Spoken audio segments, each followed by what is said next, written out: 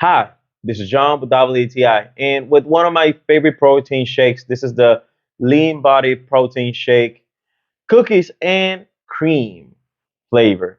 So one of the things that I like from this is that as I'm constantly having a struggle to meet my protein goals for the day, having a protein shake that has 40 grams of protein is a great commodity for me.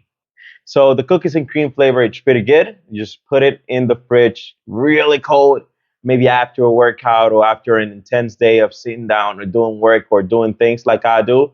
I was walking the whole morning. So now in the afternoon, now that I'm done with my English classes, just having a protein shake, filling, great in flavor, and it's not going to give you this weird sensation that maybe a lot of protein shakes would give you after you actually taste them. So great flavor from Lean Body with the cookies and cream and chocolate. The whole flavor is pretty good. So this was John with WTI, and that was my point of view.